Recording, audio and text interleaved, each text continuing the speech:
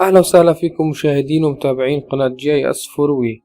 في الدرس الثاني عشر من المرحلة الثانية نتعلم على برامج ال ArcGIS بثلاثة مراحل.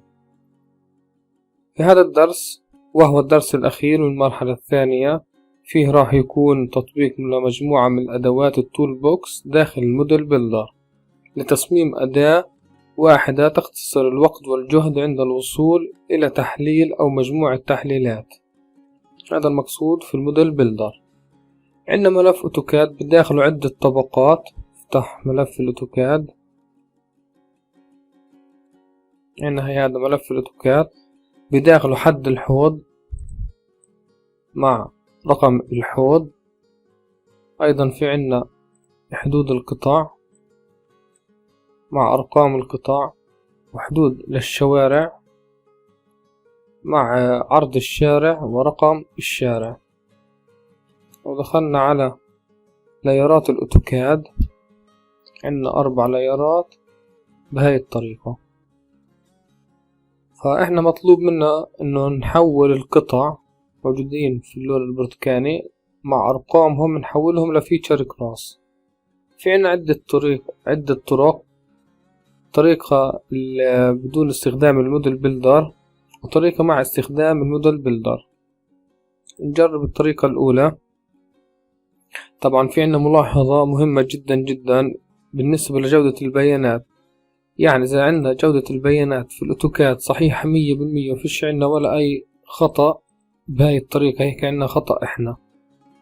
فلما نيجي نحول الأوتوكاد لجي اس راح نواجه أخطاء أو جودة غير جيدة. فملاحظة المهمة إنه لازم يكون أو نتأكد من إنه الطبقات داخل الأوتوكاد جودتها ممتازة جدا علشان نقدر نوصل لمخرجات ممتازة جدا على الجي اس عند التحويل لفيتشر كلاس. نعمل add data نضيف ملف الأوتوكاد.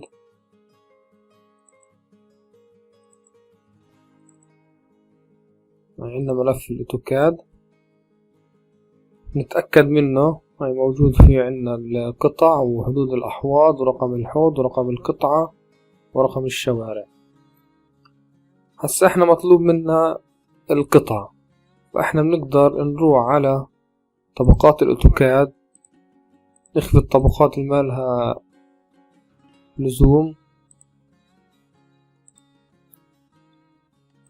عندنا طبقة البوليجون نعمل دبل كليك عليها او رايت كليك وبروبرتيز. بنروح على الخيار definition query نعمل query builder نحكي له اللاير يساوي بي بارسل. من وين جبنا اللاير يساوي بي بارسلز؟ من ملف الاوتوكاد ونعمل سيلكت للقطعة اسم الطبقة بي بارسلز والانوتيشن نفس الاسم بي بارسلز. هذا مهم جدا انه احنا نعرف شو اسم الطبقات الموجودة عندنا. لاير يساوي بي بارسلز نعمل اوكي. والانوتيشن ايضا نعمل له كويري لاير يساوي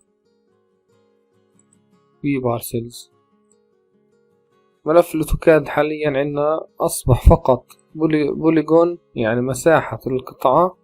يعني نعمل سيلكت بهذه الطريقة مساحة القطع مع رقم القطعة لكن اوتوكاد. فبدنا هلا نحول الاوتوكاد لفيتشر كلاس. احنا بنقدر نعمل نيو فيتشر كلاس نكتب مثلا تيست 1 next نعمل ننشئ فيلد اسمه no parcels يعني رقم القطع. طبعا يكون ضروري يكون short integer او long integer. خليه short. نعمل finish نعمل start editing. بعدها بنقدر من البوليجون نعمل select all. عملنا سيلكت لجميع البوليجونز. نقدر نروح على الأداة من في عنا Advanced Editing، شريط اسمه Advanced Editing موجود عندنا، لازم نفعله. تمام. من خلاله في عنا أداة اسمها Construct Polygons، نكبس عليها نختار الطبقة. طبعا الطبقة اسمها Test 1. لو في عنا طبقة أخرى نقدر نختار الطبقات الموجودة عندنا، لكن احنا عندنا فقط طبقة واحدة. نقدر أيضا نختار أو نخلي التوليرانس سنتي. نعمل أوكي. هي ظهر عنا. طبعا احنا في الأوتوكاد في عنا 57 قطعة، نتأكد إنه اللي ظهر عنا 57 قطعة. طبعا مفتوح الإيديتنج عليها. بنروح على القطعة هاي. طبعا احنا طريقة عندنا مثلا هذا البوليجون رقم القطعة 21، هذا رقمها 1/17. في عنا هاي الطريقة الأولى. أما الطريقة الثانية نعمل ستوب إيديتنج ونرجع جميع الخيارات اللي كانوا عندنا. تمام. عندنا فقط حدود القطعة مع أرقام القطع. احنا عاملين definition query لملف الأوتوكاد. من خلال صندوق الأدوات الداتا مانجمنت تولز بنروح على الفيتشرز، بنروح على الفيتشر تو بوليجون، نختار طبقة البوليجون. طبعا بظبط بولي لاين وبظبط بوليجون. الأفضل نختار بولي لاين، لأن أمرات بكون في رسم أوتوكاد مش كامل القطع، بس احنا بنفرض إنه جميع القطع صحيحة 100%، فبنختار طبقة البوليجون. هاي طبقة البوليجون اخترناها في الانبوت فيتشرز. في عنا الليبل فيتشرز اللي هو الانوتيشن. نعمل اوكي. راح يظهر عنا طبقة شيب فايل بداخله 57 فيتشر،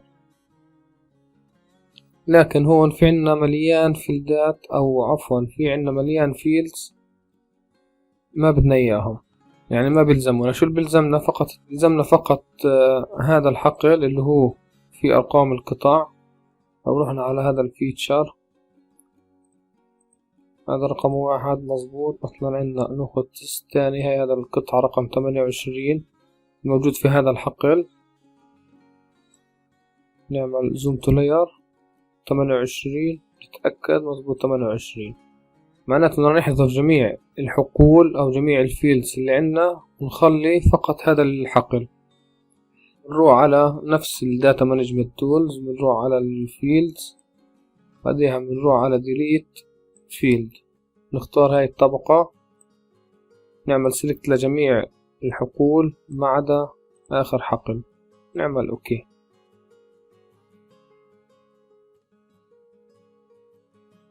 بعديها نعمل add field نسميه no parcels، يعني رقم القطع. تمام. بعديها بنعمل رايت كليك عليه وفيلد كالكوليتور، نختار text memo اللي هو الحقل اللي جواته أرقام القطع، نعمل أوكي.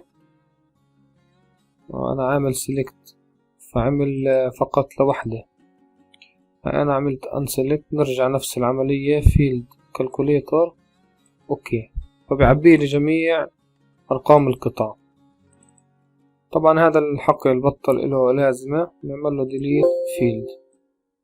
هاي الطريقة الثانية للتحويل القطع من أوتوكاد لفيتشر كلاس أو للجي اس. أما الطريقة الثالثة وهي الأفضل والأسرع وتوفير وقت وجهد أكثر، وبنقدر نستفيدها لأكثر من ملف أوتوكاد. لنفرض إنه في عنا إحنا 20 ملف أوتوكاد، إذا بنستخدم الطريقة الثانية أو الأولى اللي تم شرحهم قبل شوي، راح يأخذ عنا وقت جدا طويل. فالحل الأمثل لهاي الأمور استخدام الموديل بيلدر لهاي الأدوات. ننشئ أول إشي تول بوكس، نروح على الكتالوج على الفولدر معين، نعمل نيو تول بوكس. بداخل التول بوكس نعمل نيو موديل. طبعا نقدر احنا نسيف الموديل او عفوا نعمل رينيم للموديل نسميه CAD to GIS، نعمل عليه رايت كليك وإيديت. أول أداة احنا استخدمناها في التحويل اللي هي في أو فيتشر تو بوليجون، بس طبعا قبل هاي الأداة احنا عملنا رايت كليك أو عفوا عملنا دبل كليك على طبقة الأوتوكاد أو رايت كليك بروبرتيز، واخترنا كويري بيلدينج من الأوبشن الديفينشن كويري. هاي خطوة مهمة جدا علشان لما يتم التحويل ما ياخد جميع الرسومات وجميع البوليجونز اللي عندنا، فقط راح ياخد البوليجون الخاص في القطاع. فبعد ما عملنا احنا بعد ما عملنا الديفينشن كويري لطبقة البوليجون لطبقة الانوتيشن، نرجع على الشباك الخاص في الموديل اللي راح نبنيه. قمنا بسحب الأداة، طبعا نعمل سحب وإفلات من طول هاي الأداة، أي أداة بدنا إياها نضغط عليها نفلتها داخل شباك الموديل. بعدها بنقوم بإدخال الانوتيشن والبوليجون بنفس الطريقة، سحب وإفلات. بعدها بنختار هاي الأداة الكونكت وبنربط البوليجون في الفيتشر تو بوليجون input features، وهاي ندخلها نربطها نختارها label features. بعد ما يتم إخراج شيب فايل جواته القطع أو جواته القطع المحولة من أوتوكاد، بكون في عنا فيلدز مليان بدنا نحذف ما بدنا إياهم. فإحنا بنقوم على مجموعة أدوات الفيلدز، على عنا الأداة delete field نسحبها نتركها بداخل الموديل، ونقوم بربطها في المخرج من الأداة feature to polygon.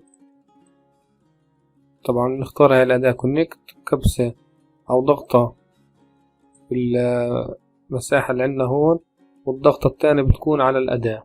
بيجينا عدة خيارات وبنختار input، نختار الخيار الأول.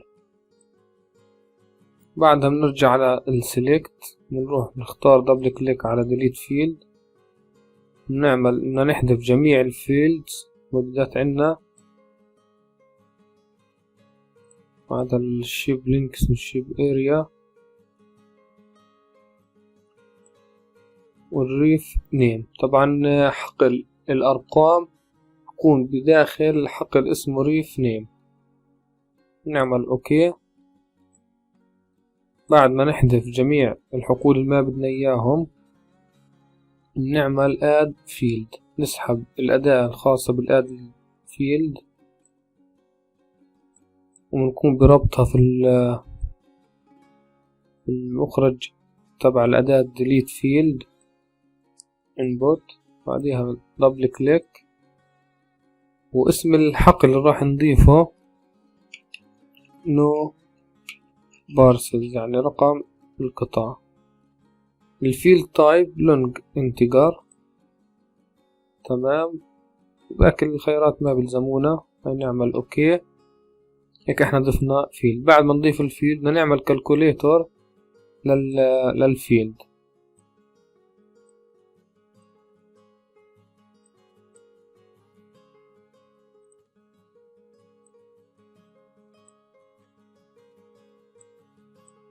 نفس الطريقة بنعمل كونكت لآخر عملية ونربطها بالعملية الجديدة.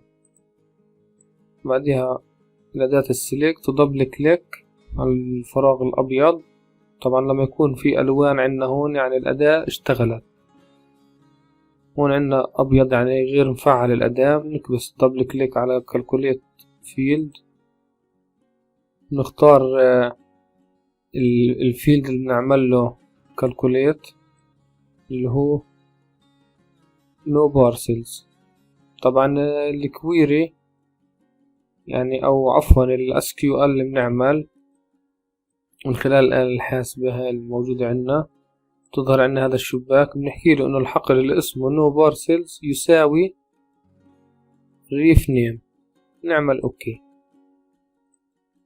بعد ما ضفنا أرقام القطاع بضل عنا الريف نيم ما بلزمنا هذا الحقل، فبنرجع نختار delete field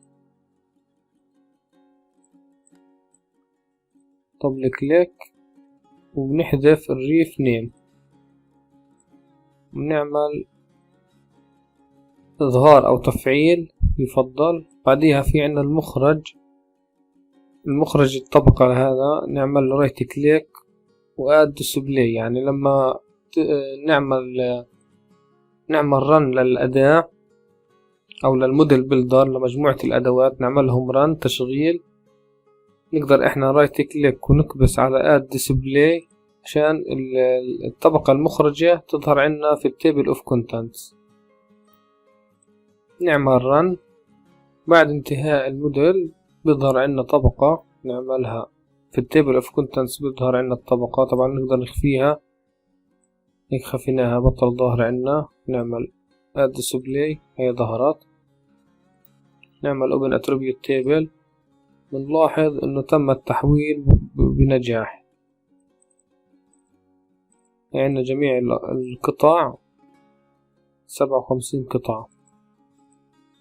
طبعا في حال كان في خطأ كما ذكرنا سابقا في رقم مش موجود أو رقم مش موجود داخل حدود بوليجون أو الحدود فيها مشكلة تداخل، فيك احنا مش راح نحصل على جودة بيانات ممتازة. طبعا لتحويل الموديل بيلدر كأداة نستخدمها مثل باقي الأدوات الموجودة عندنا في التول بار، نقوم بهذه الخطوات. أول شي نعمل ديليت للانوتيشن للبوليجون لطبقة البوليجون كان موجودات عندنا. تمام. بعدها بنروح على أول أداة نعمل لها رايت كليك على الخيار الأول، إنه إحنا الإشي المعامل المتغير اللي راح نستخدمه اللي هو الانبوت فيتشرز والليبل والتوليرانس. هاي ضفنا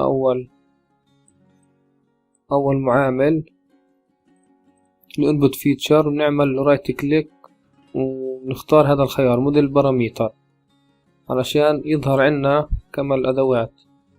عنا هاي العلامة الخضراء أو هذا الانبوت تيبل، هذا الخيار اللي هو اسمه المعامل الباراميتر، فهو راح يكون معامل متغير فبنختار باراميتر. طبعا الخيار الثاني الليبل فيتشرز،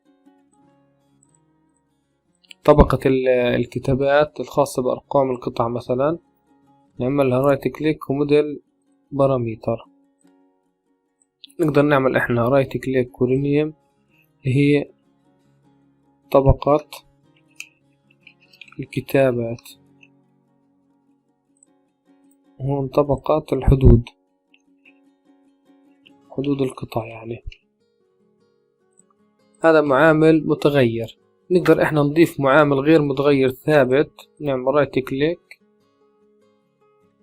التوليرانس، قيمة التوليرانس مثلا دبل كليك نخليها سنتي، لكن ما بنفع نغيرها.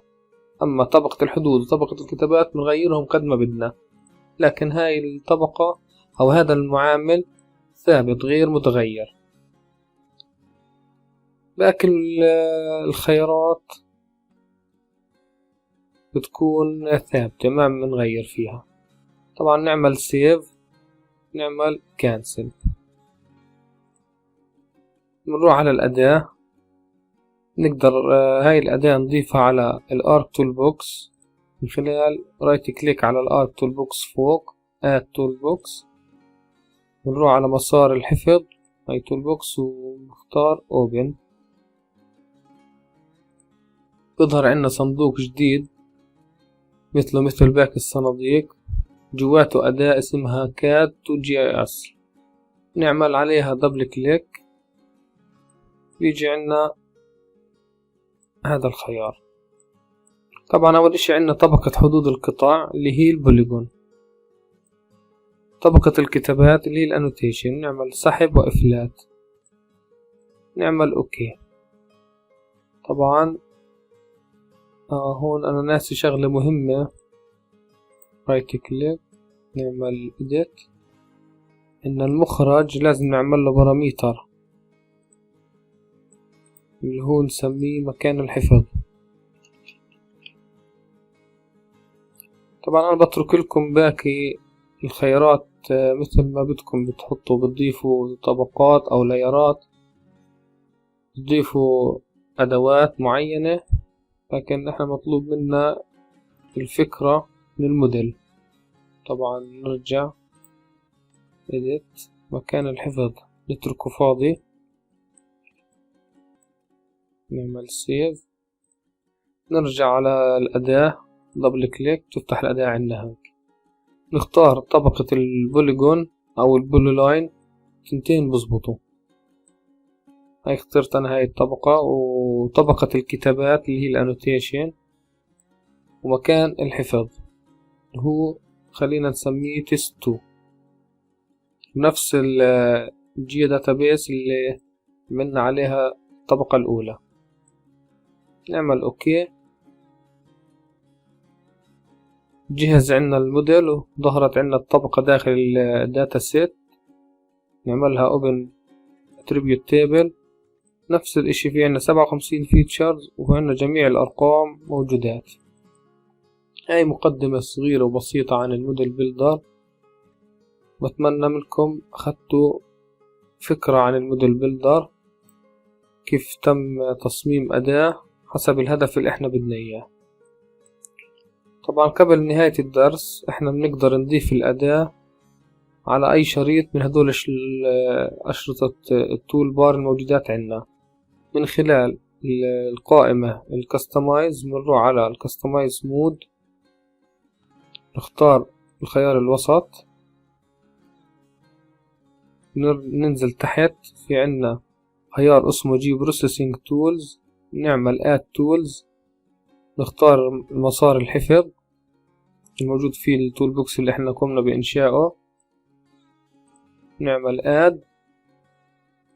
مثلا انا بدي اضيف هاي الاداة على الادفانس اديتنج، على شريط التحرير المتقدم.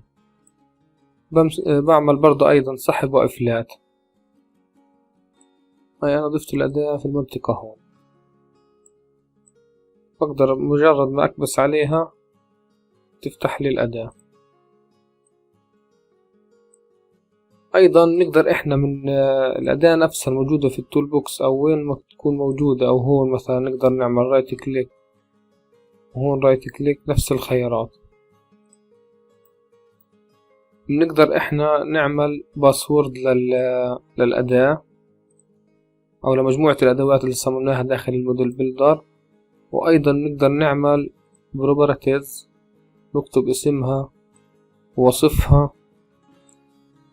ونغير الباراميترز او المعاملات المتغيرة، نضيفها نحطها يعني مثلا مكان طبقة الكتابات تكون في الاول. هي اوكي، صارت طبقة الكتابات في الاول. ايضا نقدر نضيف وصف كثير للأداة.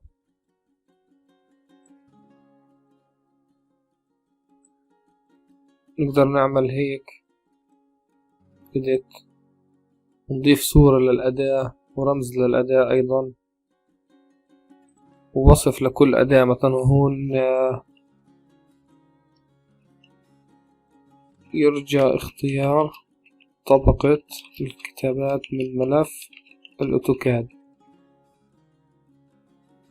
نعمل في البداية السمري، أداة لتحويل ملف أوتوكاد فيه حدود القطع إلى feature class أو إلى الارك ماب مثلا. بعدها نختار ايضا صورة الشعار والرمز، نعمل سيف. لما نروح على الأداة يظهر عندنا الوصف، ده لتحويل ملف أوتوكاد. مثلا عندنا طبقة الكتابات، يرجى اختيار طبقة الكتاب من ملف الأوتوكاد بهاي الطريقة. هيك احنا وصلنا لنهاية الدرس 12، وهو الدرس الأخير من المرحلة الثانية لتعلم برامج الArcGIS ب3 مراحل. شكرا على المشاهدة، ويعطيكم ألف عافية. لا تنسى تعمل سبسكرايب لمتابعة القناة وتفعيل زر الجرس ليصلك كل جديد، ولايك وشير الفيديو لتفيد أي شخص حابب يتعلم على ArcGIS. رابط القناة على الفيسبوك بأسفل المقطع تجدوه. وشكرا للمشاهدة، والسلام عليكم.